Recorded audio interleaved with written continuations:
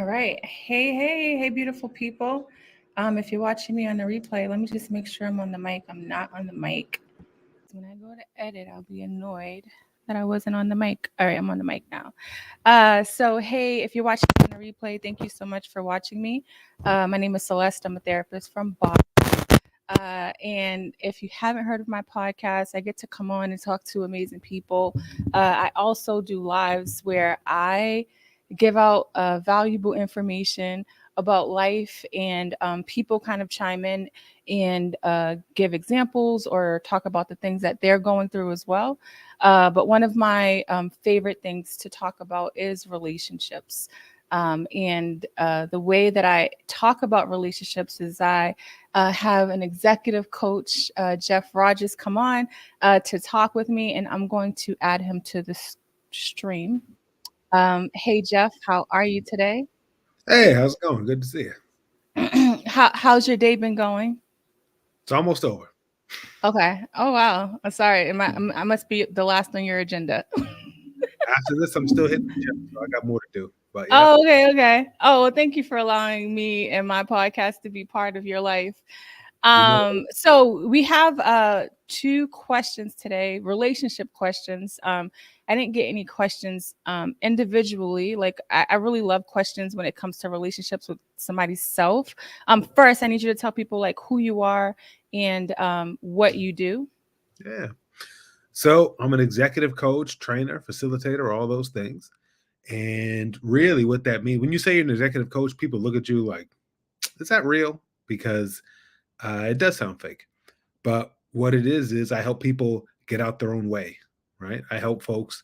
There's things that you want to do where you find that it's you that's blocking you. Sometimes you think it's other people that's blocking you. Oftentimes, at the base, what you find out is something you're doing is permitting people to block you or letting people block you, or maybe you look at it like they're blocking you because of how you're looking at it. So in the end, it's about helping people find what they need in themselves.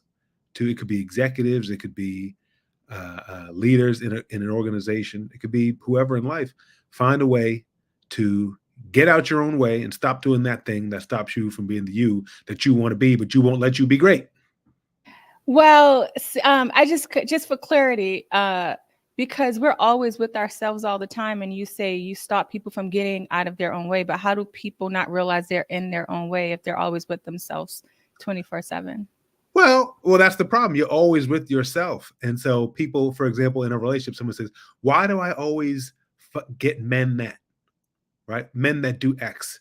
I say, that's interesting. Do you think all men do X? I say, no, I know a lot of men don't do X. But you, again and again, you end up with a man that does X. Is that right?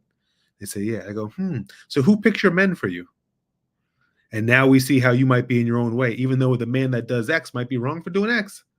But you're the picker, right? Or how do I always end up? How come at my job it always ends up where I'm fighting with my boss? Or how come every assistant I have always quits? Oh, I see. So you fall into these patterns, and you're trying to figure out how to keep the best of you while losing the part of you that's causing you to fall into these patterns again and again and again and again and again. Why do I always have this same argument with my parents? We've been having the same argument for years. Have you? Very interesting. I wonder what we could do to change that. So, for people listening that may be hearing for the first time that there's a possibility I might be in my own way, is it something that just can take place overnight, or is it a process? You think? Well, first of all, everyone listening, it's almost certain that you're in your own way in some way. That's almost a guarantee, right? But the thing is, oftentimes these patterns, people sometimes think of attributes as good or bad, but a more useful way to think of them is failure modes. Failure modes are the ways that the thing that you do that oftentimes works for you, sometimes it doesn't work. So an easy thing it might be that Celeste, I'm just going to say this because you picked to be a therapist as a life calling, and you do it all day. Maybe you default to therapy mode all the time when you're talking to people, right? And you say, "Oh, how does that make you feel? That must be tough." And have you looked inside? And most of the time, that's good, and that's why people like you. But sometimes it might be time to say, "Don't do that with your contractor. With your contractor, you need to say, 'Sir, you said that this would be done by Friday. It's now Tuesday.'" Right? It's not your job to therapize the contractor. Celeste, we've never talked about this before, but does that happen to you sometimes? Your Yeah, it therapist. was in my relationship. My husband tells me I'm not his therapist all the There time. you go. Right. And then you're the wife here. So don't therapize me. Right. Yes. And it's good that you're a therapist. But when you say, when you, husband, when you're looking at it this way and that way, how do you feel? And da-da-da. No, no, no. I have a different therapist if I want a therapist. You just be my wife and you speak for you and I'll speak for me. Yeah, it took Right. me a while to get out of my own way. Exactly. Exactly. That's what getting in your own way. But we all have that. We all Yeah. have that. And so your failure mode is the way that oftentimes it's your strength. When it fails, what does it look like? And so that's how people Mm, get stuck in these patterns, because it works enough that they keep on getting so much positive feedback that they're not willing to change it, because it does work sometimes. For mhm, example, drug addicts, people who struggle with the drug addiction, mhm, when they at first they want to feel great, they take the drug, they do feel great. mhm. Yeah, Then slowly but surely, they only feel great sometimes. But I mean, yeah, sometimes they do feel great, and I do like yeah, feeling great. And then now they mostly feel bad, and the drug is just a reprieve from feeling bad. In other words, if I don't do heroin, it's like I'll get the flu in yeah, 6 hours. But if I yeah, do it, I'll just feel neutral. But hey, it's feel neutral than the flu, and that's how you get in these, yeah. and that's how you end up living on mass and cas. You're in Yeah, your own. and then another example, I have people who say they work well under pressure, and I always, I said, how does that feel until you get to that point? But they've been rewarded because they push out good work under pressure, so they assume that they get. That's it. You does that have you ever heard people Oh say yeah. that to you? That's it. So what it is the discipline to do your thesis is due on Friday, right? And it's Monday, and you've been thinking about it and frankly dreading it. But you've been putting it off and putting it off for whatever reason. And then Thursday rolls around, and now there's so much pressure built up that you can use it to make you fly and do all the work, the way when you let go of a balloon, it flies all over the room. But that's a chaotic process. And I wonder, is that the best possible thesis you could have had? Is it really better than if you'd have worked on it a little bit every day for a month? Is it really better? Is it really better to do it that way? Right? Maybe you think it is, but more than likely, you simply haven't learned the way to do something gradually and without the feeling of urgency that comes from I'm about to fucking not succeed at all. That's the way to be in your own way. Oh, Celeste, I can't hear you. I don't know if everyone else can. You can't. I was on mute. These are the things as an executive coach that you kind of do, because it sounds like you're like a mirror. You hear them, and then a lot of things. You're very smart. I know that, but You? you're not saying anything that's rocket science when you're talking back to people. Well, And so yeah, yeah, right. It's understanding the various ways and helping people to identify the various ways in which the things that you're doing are mhm, contributing to falling mhm, short of where you want to be. I'm not the judge. Maybe you like being late all the time. I guess you right, could. And if so, then keep it up. Great job. But if you yeah, want to be punctual, but you keep on yeah, being late, mhm, well, then let's examine how that's happening. mhm, mhm, This is mhm. in leadership. I work with CEOs and executive directors and boards and stuff like that, who they're smart people too. Yeah, yeah, Somehow they're in these patterns. And if we can only evaluate it and figure out, is there any intervention we could do that would maybe have a chance that this would go different?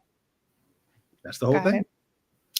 All right. Well, we're going to get into, I wanted to just start with I just wanted to start with a question about an individual, like your individual relationship, because that's always important to me, because I have two questions about relationships. So I'm going to start with the first one. So it says, I get along really well with my partner. We have been together for 5 years, but I am having a hard time because my parents do not like him. In their defense, there was some infidelity in my relationship by my partner. We were able to work on our relationship, and I have moved past it. I want to have a conversation with them about how they treat him, but I am not sure how to start the conversation. Mm. So this is a tough thing. And people are familiar with this, right? So here's what happens. You're dating somebody, and then they mess up big time. And you call your friends and you vent, and they are being good friends, and they are listening to you, and you're going, I can't believe that person did that thing, and they're so bad. And they're going, yes, yes, they are bad. They are so bad, and I've always thought that you were too good for them, or whatever they say. And then you get back together in 4 days, and now it's super duper awkward because they said all this negative stuff, and you done told them every bad thing that this mate does, and now you're back together, and I guess you have to pretend like that didn't happen. Now, here's the thing. It's easier for you to get over it, the person in the relationship, because you already have that strong feeling, which the family doesn't have. And you are there for all the good things, right? When the mate, whatever, when they go to the store without even asking, they know exactly what you wanted. Oh, you got my favorite candy. Everyone knows my favorite candy is Almond Joy. And you knew that, baby. You love me so much. They're not getting Almond Joys. All they know is this person that you brought to Thanksgiving is cheating on you. And so I'll never forgive them. So this is the big challenge, which is, if you choose to divulge stuff like that, keep that in mind, that they're not there for the mind-blowing sex. They're only there for what you tell them, right? An analogy might be, you have a pet bear and you love this bear and you cuddle with it and it does tricks. And then one day it mauls you, right? It gives you a big bite and you need stitches. Your family isn't there to cuddle the bear. All they know is that you have this dangerous thing and it hurt you, and I don't like it anymore. They don't have those good feelings towards the bear that you have. So that being said, how can you start the conversation? Will you tell me what you think about this, Celeste? I think this is a good opportunity without the mate there. So you don't bring them with you. You go and you say, hey, I want to talk to you about something. I love how supportive y'all are of me. And I know y'all are very protective of me. And that's good, because everyone does not have that. That being said, I'm staying with this person. I divulged to you that they were unfaithful or they were negative in the following ways. I told you that because I trusted you, and you haven't betrayed that trust. But now there's a challenge. We're back together, and sometimes I feel like you're holding a grudge against the person. What do you think about that? I feel like that. They might say, oh, what are you talking about?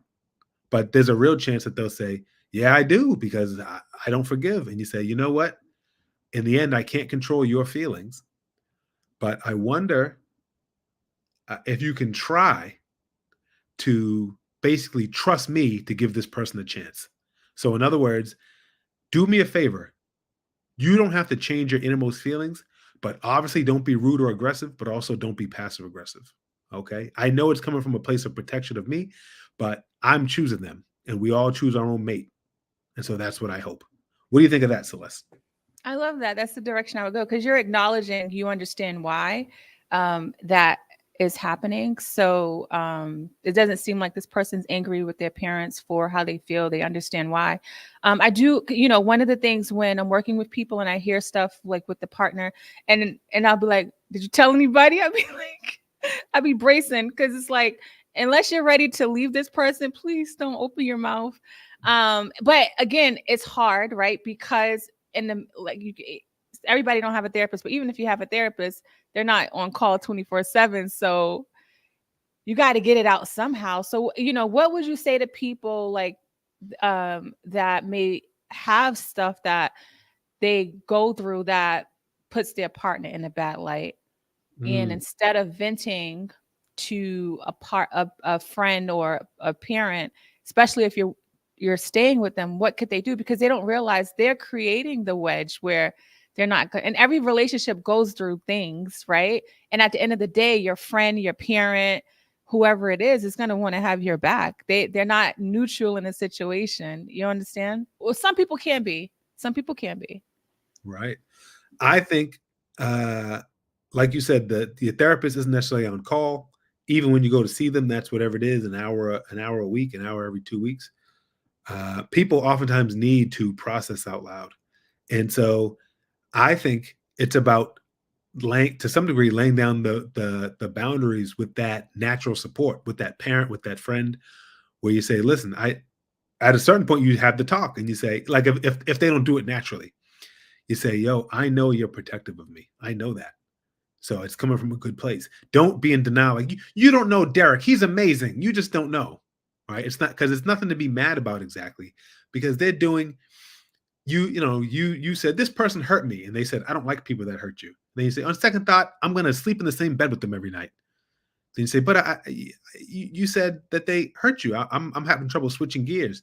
The real thing is to say, I don't necessarily want you to change your mind about them, but if you trusted me before, trust me now to make this decision. And consider, sometimes it depends on the infraction, because the same thing, but this person is hitting you, and suddenly I'm on the the other people's side. I'm on the Yeah. natural support side, and I say perhaps they have better perspective than you. Infidelity is more complicated, where sometimes it's forgiven, sometimes it's not. Everything is not forgivable, and so it depends on what the infraction is. That's a great point. And, if there's domestic violence happening especially for the other party listening, it's really hard to be neutral, but, coming at it from an angle of, well, how does it make you feel? Or how is that helping you? Trying not to alienate them, which is hard. Especially if there's like a partner that may be narcissist and you're talking down about them. It kind of puts a wedge, but that's actually a great point. And also, I want to make a point that if some people have people in their lives that can be neutral, and they have some people that are always going to be like on your side, not look at the whole picture. So be mindful of those people that aren't asking you questions about, well, what was your part in the situation? I'm talking about outside of domestic violence, but what role did making you use reflective questions. And if they're not doing that and they're always just on your side, be mindful, because, you're not really getting anywhere by those kind of conversations. Well, we all know too, you call people for different stuff. So there's some people, how you have like club friends who that's all to go out and have fun with. Then you have other friends that they don't even like going out. That's not what you do. Instead, every once in a while you go over there, or they come over your house. Yeah. Or you just talk on the phone and don't even hang out in person, or whatever it is. So you know that you have people in your life who you talk over problems with and come to solutions. Yeah. If you're lucky, you have people like that. And you also have people that always just say, Celeste, you are perfect, and you always have been. Right. And you can imagine what kind of friend I am. People don't call me until they're ready. My friends will not call me because they already know I'm going to be reflecting with them. And I face the same thing. I've heard people say, I've heard people say, like, I'm I don't want to talk to Jeff and have this guy analyze me. I say, damn. But they're not wrong. That is what I'm not the friend that listens and goes like, they're wrong and you are right. Yeah. I don't have it in, because I'd be like, well, now you know what you're like. You did that to me, so I don't act like you. They said I was rude. You are rude, so consider that. Oh snap!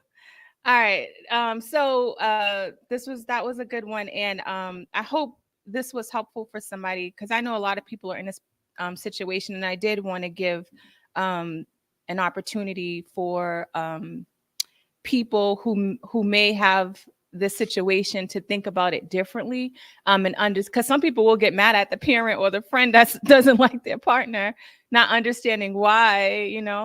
There's one more thing I'll say. You could say to them, you say, listen, and I know this is hard.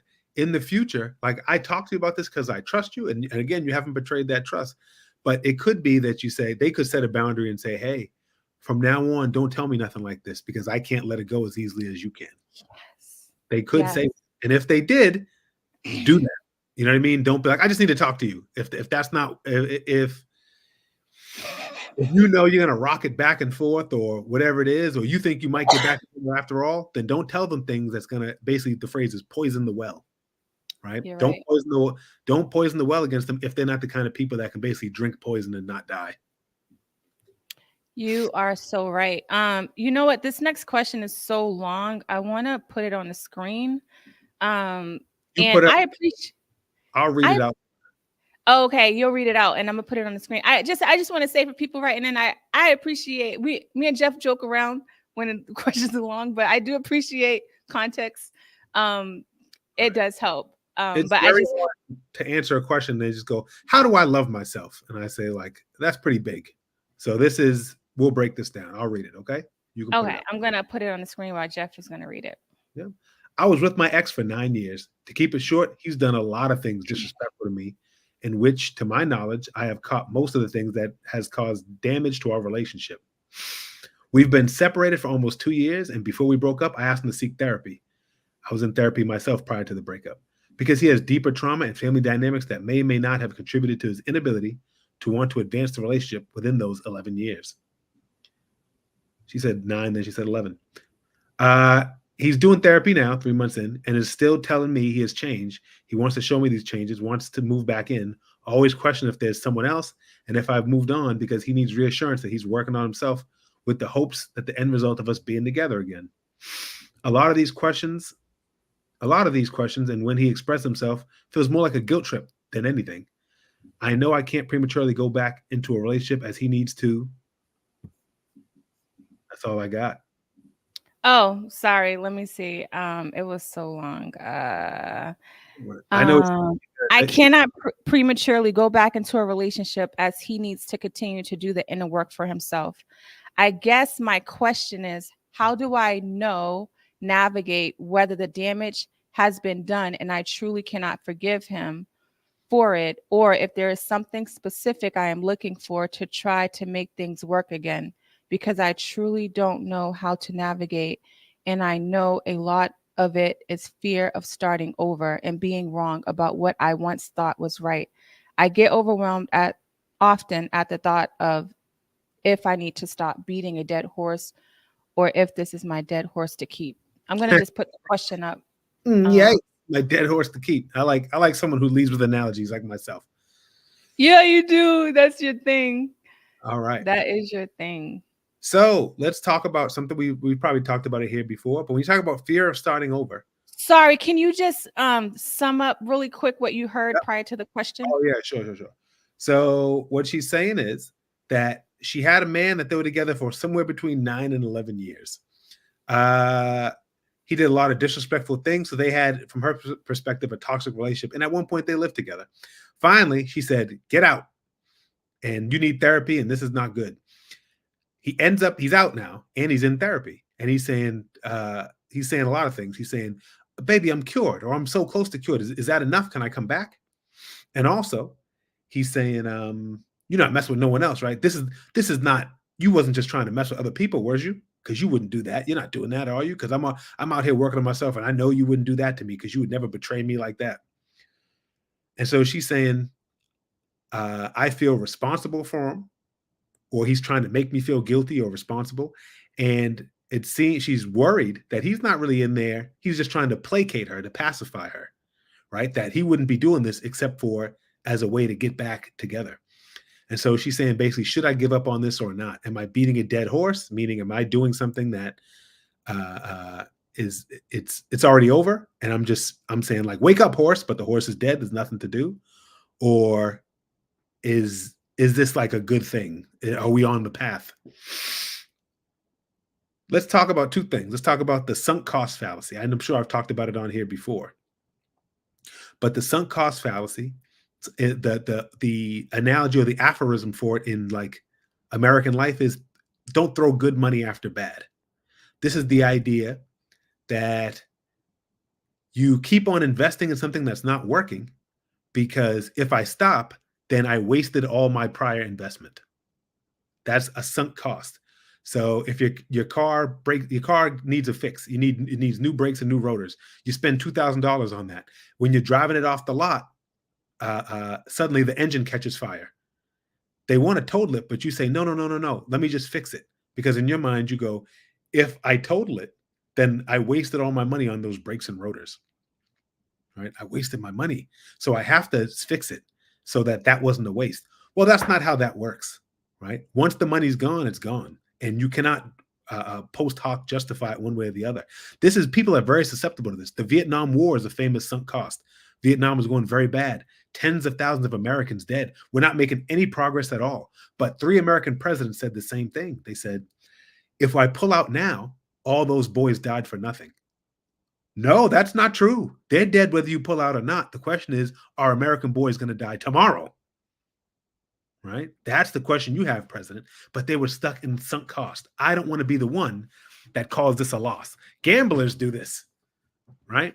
They play in blackjack and it's going bad and they've already lost all their money, and then they maxed out their cash advance and they say, well, if I give up now, I lost all that for nothing. But if I see this through, eventually I'll win, or whatever it is. Of course, casinos are built on the fact that people do this. Casinos would not be these big luxurious places with free watery drinks if playing long enough got you your money back. So why do I say all this? Because the question is, cheat right now, letter writer, you're factoring in those 11 years, but I don't think you should. I don't think the 11 years have anything to do with whether this person is a good mate for you today or not. because if they're good or not good, the 11 years is already spent and it's not coming back. It's even harder to get back time than money. You could maybe get back money, but you can never get back time. So the question is not, did I waste 11 years? Okay, we can't comment on that. The question is this person a suitable mate for you today?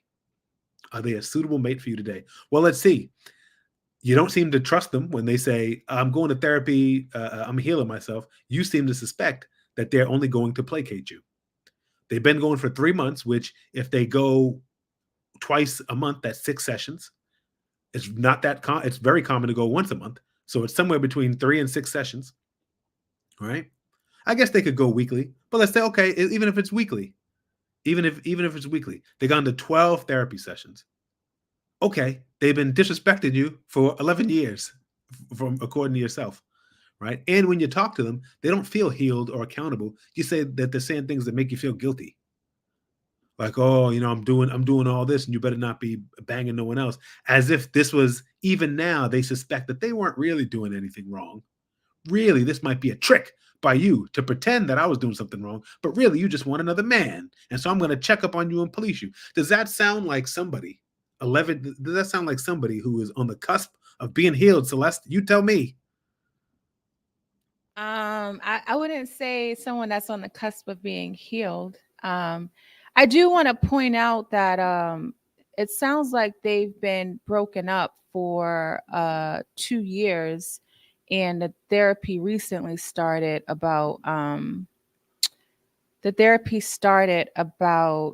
me just take the comments off. The therapy started about 3 months ago, right? So whatever happened, it was so bad that you moved out and you've been out of the apartment for 2 years. That's a long time. I know sometimes the damage is so bad that it's hard. You can forgive somebody, but maybe not forget. And the fact that I think this person is writing in, there's still so much that you may be holding on to, right? So my thing is I would think about asking myself reflective questions, because let's say this person has changed and you are struggling with letting it go. That would be a hard relationship to be in if you don't think you can let the stuff go. And I want to say with therapy, because a lot of people, just for my listeners, a lot of people will throw therapy in a partner's face, wanting them to go so they can change. Therapy only works if people are ready and willing to take accountability, which isn't always the case. And it depends on if they find the right fit, and it depends on what they're saying, right? So I don't want people to look at therapy as this magic fix either. Think about what you've been doing these last 2 years, how you've been working on healing, because I know sometimes that I haven't dated in years, but I know the dating world is hard, and sometimes people prefer to go back to the devil they know than the one that they don't know, or the one that's been hard. So I'm sure that's a factor in some of your contemplation right now, is if you've been out for 2 years and if you've been dating, it's probably been hard. But I definitely would work on asking myself reflective questions, because people don't know what they have until it's gone. And it sounds like you've been out the house for 2 years, and now 3 months, for the last 3 months, they've decided to go and work on themselves. But what have they been doing for the last year and what's the math?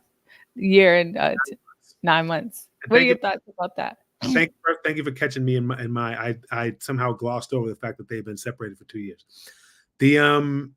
What I think is that you're exactly right. And moreover, I think that a big challenge is, if you were with this person for 9 years and they did a lot of things that disrespect me in that time and so forth, so on, and then you stayed for those 9 years, is there any work that you need to do that would make you not susceptible to fall into that same pattern? You ever get the feeling maybe you see your childhood bully, and when you see them, you get a little flash of like worry, even though we're not on the schoolyard no more, because you kind of fall back into old patterns, right? I remember this girl used to bully me, and I was a whole adult. I seen her on the 28.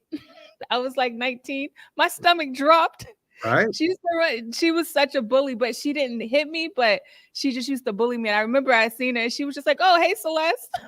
Right. She And I probably was, don't, everything's totally different, but you flash back. People get around that people, they leave their home country or home region for 10 years. Then they go back and they slip right back into the accent, right? Without even, then they can't shake it for a few days because you fall into these patterns. And so these dynamics are not so easy that it's as if it's foolish to think that the only person that had any growing or change to do is the other person. That's a foolish way to look at it. Almost certainly you fit together in such a way that, at least at that time, wasn't good for either of you.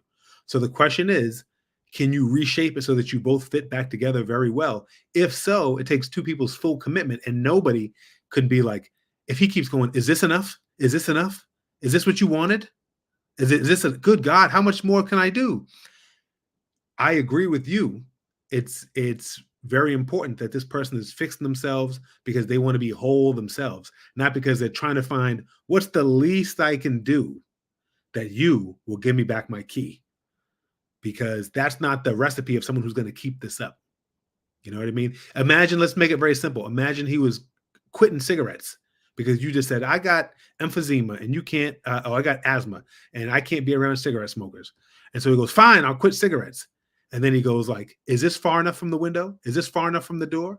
Is this just one? I just smoke in the morning, like constantly trying to figure out how much secondhand smoke can you endure, right? Whereas your goal is to be smoke free.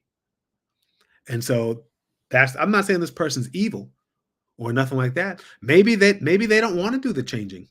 Like you don't have to do nothing. You're not this person's judge of whether they're good or not. You're only the judge of who you'll be with.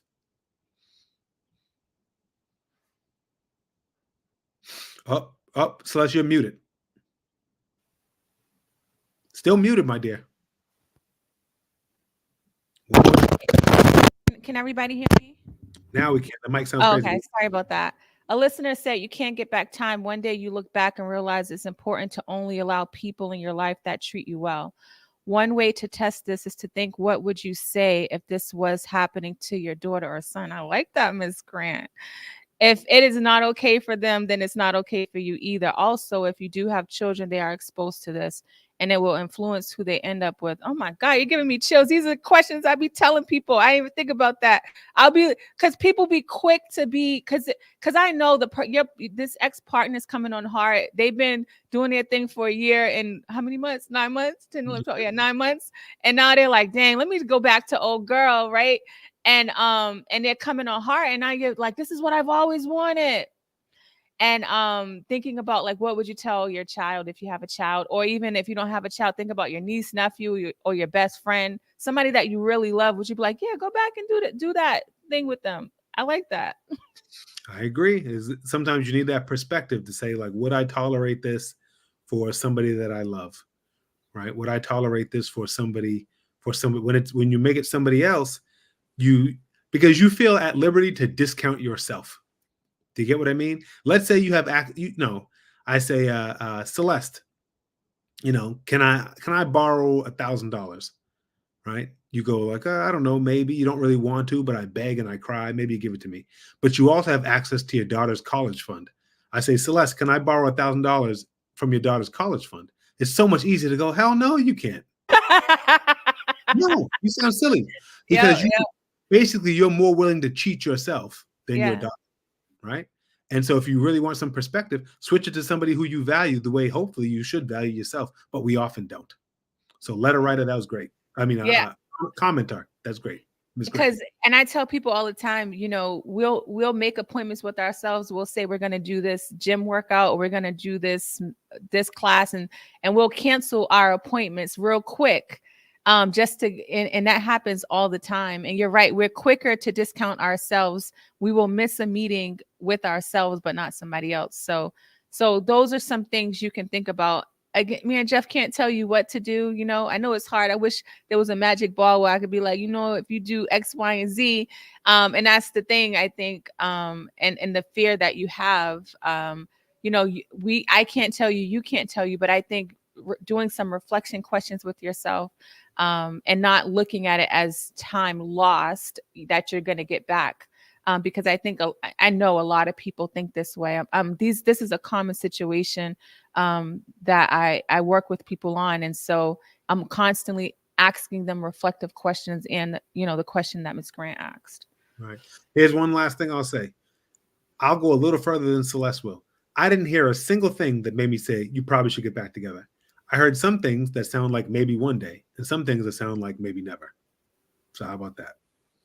Yeah, that's true. I didn't hear nothing either. It was more like, please. When you discount yourself, is typically because you have unhealed or not yet recalled trauma. So you find yourself in the same one-sided, overgiving, being used, manipulated, or abusive relationships. Yeah, that's true.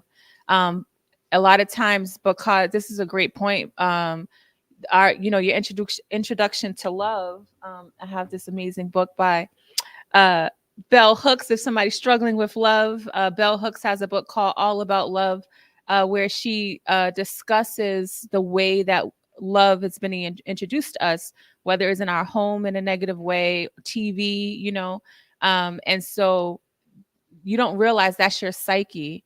And so even if logically you know that this relationship doesn't work because you stayed in it for 9 years and dealt with a lot, even if you know logically, it's kind of like, why can't the logic and emotion match? And Jeff can answer that, why it doesn't match. It doesn't match.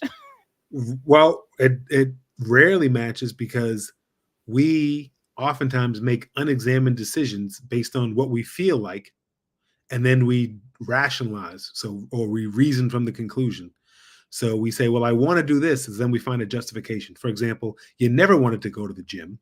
Then when you're going up the stairs, you stub your toe, and then you say, oh, that's why I'm not going to the gym today. My toe's a little sore. But you was just fishing for a reason to not do what you didn't feel like doing. And so to some degree, in the end, what Celeste and I, what makes our job exactly the same is we can't tell people what to do, and it's not even ethical to try, and we wouldn't dare try. But I can tell you this, we can examine your decisions before you just make them. We can say, well, what do you think you should do? Well, what are you aiming at? Well, if you're aiming at this, if you really want, so what's your goal? In the gym example, I would say, well, tell me what your goal is. Is your goal to make sure that you're always totally rested? Or is your goal in this case to be more fit? Be more fit. Okay. So if your goal is to be more fit, would you go to the gym or would you stay home? Go to the gym. Okay, so if you choose, do you want to change goals? Because you could say, my goal is I want to put on a little weight. You could say that. Is that what you say? No, I want to lose weight. Then I go, all right, so then should you go to the gym or should you use your toe to stay home? You tell me. I can't make you, but just tell us. Instead of quickly going like, aha, I found it. My toe hurts. I'm staying home, which is what people very often do. You can there's all types. I'm not going to do them now, but there's all types of exercises we could do where I could show you that I can make you make an emotional decision and you won't even know why you made it. I'll say, well, why do you believe this? And you won't even know. You know why? Because there's a part of you that just goes, I don't feel like it. That sounds scary. That sounds bad. That doesn't sound fun. And if you let those feelings make decisions for you, you'll find that your life is chaos. That's the problem with doing that. Really great point. These was really good.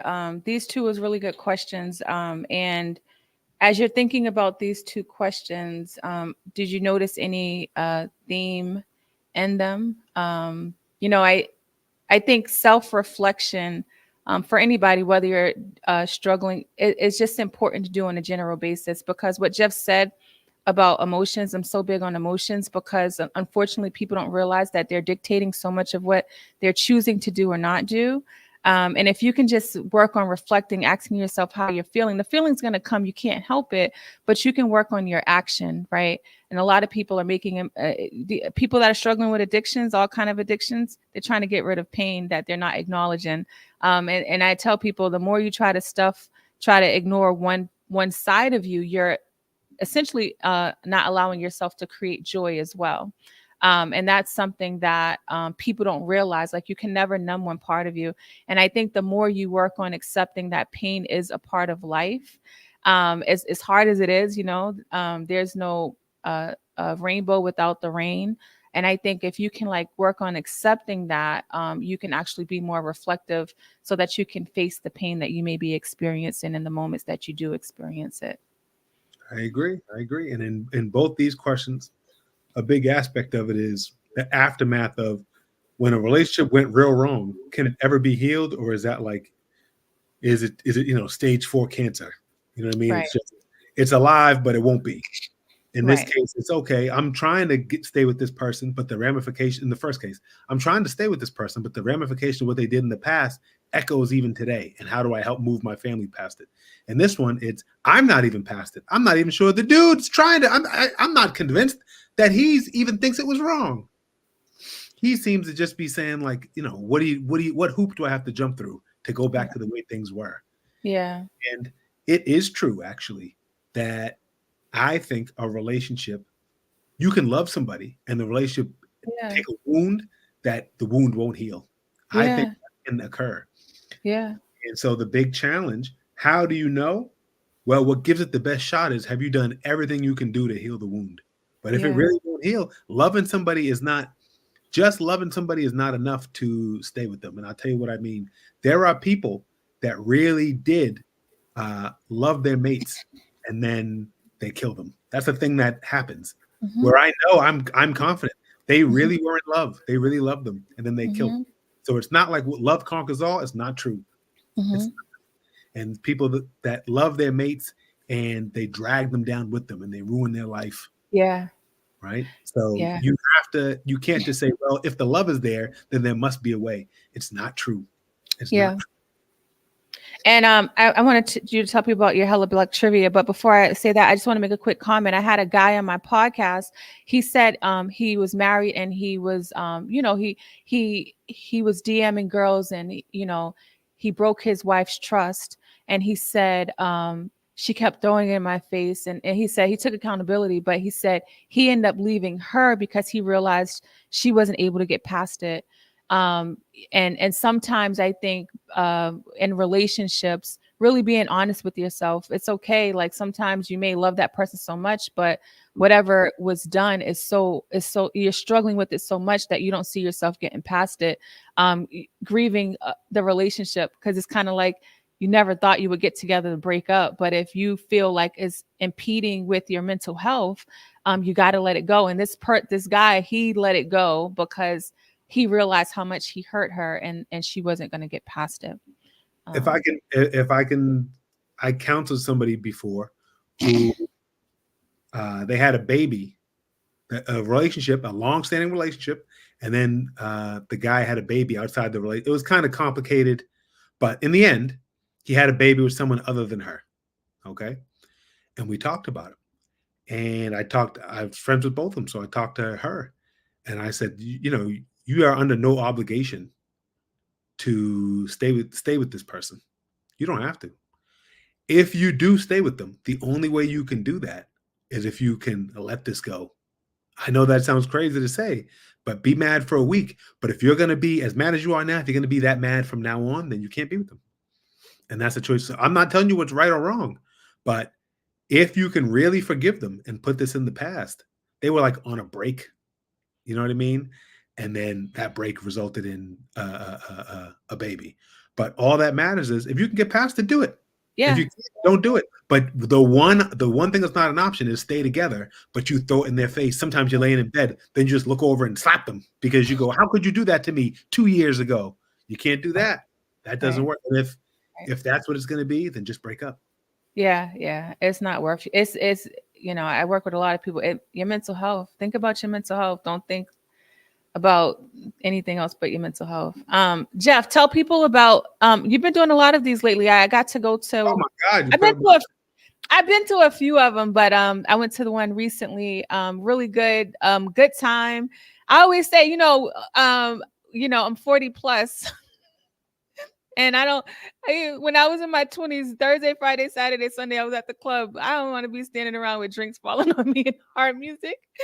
So for people in the Boston area, this is actually a dope event. You actually can have fun, and it's usually somewhere where there's food and drinks you can purchase. But tell people about this that you're doing. Yeah, Sam Adams Brewery in Boston, in Jamaica Plain, doing Hello Black Trivia. A little side thing I do for fun is I host Black Trivia with Seasoning, we call it. And you come out, buy tickets, come through. I'll be up there doing Black Trivia, talking shit to you. On this flyer, they were supposed to Photoshop my beard, all the grays out of my beard. They didn't, so I got to talk to my team about that. Your beard's getting really good. It looks really good and healthy. You're really working on that beard, Jeff. It looks good. It's all nuts and berries, and it's a summer. So thank you very much.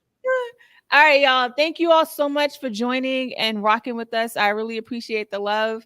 If you scrolled on here, you're new here. There is a podcast. Jeff and I have been doing this for a few years now. On my website, you can actually click on a link where it has all of our relationship podcasts that you can watch. But I have tons of other kind of episodes that you can choose from. Jeff, thank you so much.